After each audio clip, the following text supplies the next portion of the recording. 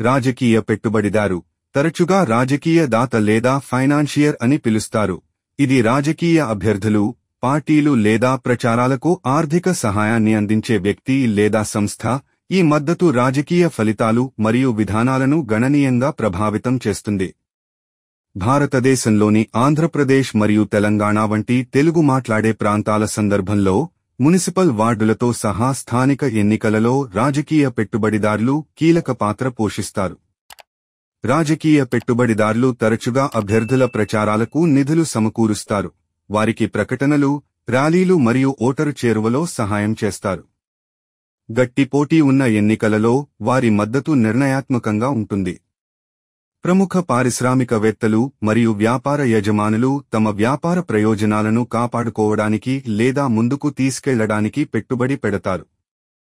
Real estate డెవలపర్లు కూడా, ప్రత్యేకించి పట్టణ ప్రాంతాల్లో డెవలపర్లు తమ ప్రాజెక్టులకు మద్దతు ఇచ్చే అభ్యర్థులపై పెట్టుబడి పెట్టవచ్చు.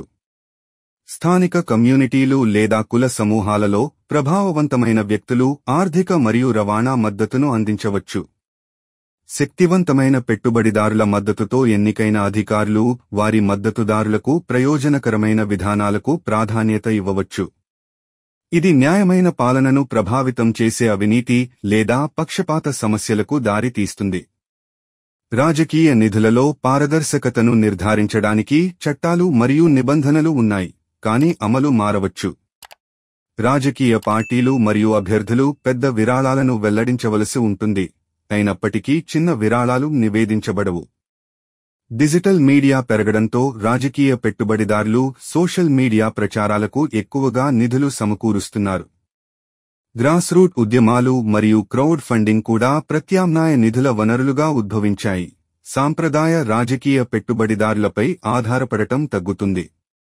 ఆంధ్రప్రదేశ్లో ముఖ్యమైన రాజకీయ పెట్టుబడిదారులు చారిత్రాత్మకంగా పెద్ద వ్యాపార కుటుంబాలు, ప్రభావవంతమైన కుల నాయకులు మరియు స్థానిక పారిశ్రామికవేత్తలతో సంబంధం కలిగి ఉన్నారు.